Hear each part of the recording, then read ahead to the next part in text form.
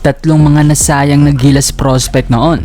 Sila yung mga player na napabalita noong nainteresado maglaro sa ating national team at maging sa batang Gilas natin. Ito pa naman yung mga kulang sa Gilas natin noon, matatangkad at athletic forward at sentro. Umpisahan natin kay Thomas Batis. Taong 2020, naalala ko kung saan 15 na si Batis. Isa siya sa mga na-featured ko noon, nagsisimula pa lamang tayo sa ganitong larangan. Mismong nakausap natin ng 6'5", 15 years old noon. Ayon sa kanya, gustong gusto talaga nito makapaglaro sa ating national team, pero sa hindi tukoy na kadahilanan, hindi naasikaso ng pamilya ni Thomas ang kanyang Philippine passport. Ayon sa SBP, nasa radar na nila itong si Thomas Batis. Advice, guidance at pagbibigay lang ng contacts ang tanging magagawa ng SBP. Kailangan daw talagang ang pamilyang Batis ang mag-aasikaso ng dual citizenship at pasaporte ni Thomas. Sayang lang dahil every time na nakakausap ko noon si Thomas, talagang makikita mo sa kanya ang kagusto makapaglaro sa ating national team. Sa ngayon, isa ng Division 1 player itong si Batis. Naglalaro siya para sa Harvard Crimson at kasalukuyang 6'7" na ang height. Gamit din itong si Batis sa kanyang team. Nag-average siya ng 23 minutes per game, 4.7 points, 3.8 rebounds, shooting 34% sa field habang 32% naman sa 3-point area. Hindi ganun ka-impressive na may tuturing ang kanyang numbers ngayong season. Pero freshman pa lang naman si Batis mga brody, at sa tiwalang nakukuha niya mula sa kanyang coach ay hindi imposible na mas mag-improve pa siya next season.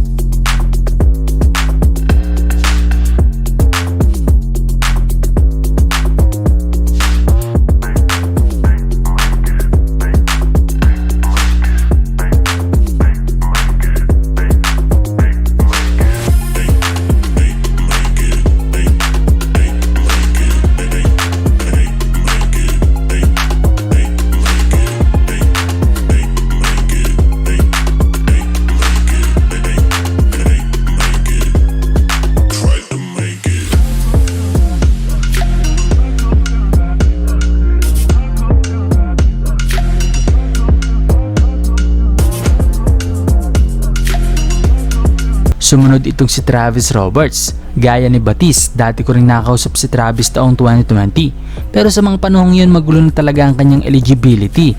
Paano ba naman kasi inakala ng lahat na magiging parte siya ng Batang Gilas Under 18. Kasama sila Kai Soto, AJ Edu at Carl Tamayo. Mas umingay pa ang balitang yan nang kumalat ang larawang to. Nakasama siya ng SBP habang may hawak na Pilipinas shirt. Pero pagkatapos nun, walang Travis Roberts ang naglaro sa Batang Gilas Under 18. Nalaman ng lahat na hindi pala naasikaso ang Philippine passport ni Roberts. Kung tamang pagkakaalala ko, may kailangang requirement si Travis mula sa kanyang grandparents na nasa Pilipinas. At hindi nga nila ito nagawang maasikaso sa mga panahong yon. Sayang lang dahil madalas itong umuwi ng Pinas noon para magbakasyon. Dati na nga rin ito naglaro ng ilang pick-up games dito sa ating bansa.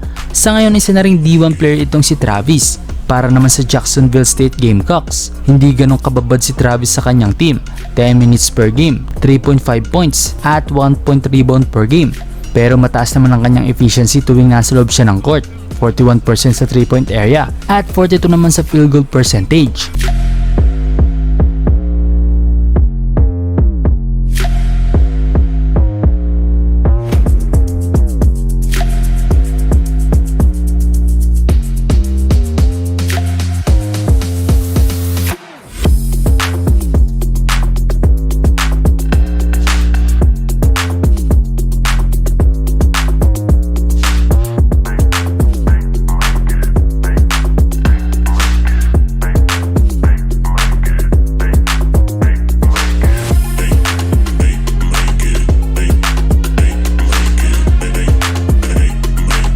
At ang panghuli, ang 6'10" big man na si Quentin Milora Brown.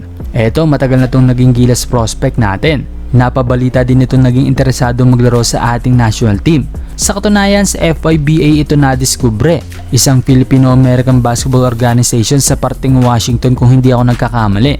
Marami din ito naging manliligaw ng mga UAAP schools nang kumalat ang kanyang pangalan sa Philippine basketball. Pero sa hindi tukoy na kadahilanan, hindi nga naging eligible si Quentin sa ating national team. Posibleng late na siya nadiskubre o same scenario din ng kagaya ng dalawang nauna nating napag-usapan. Sa ngayon, graduating na si Quentin para sa Citadel Bulldogs, isa rin itong D1 school.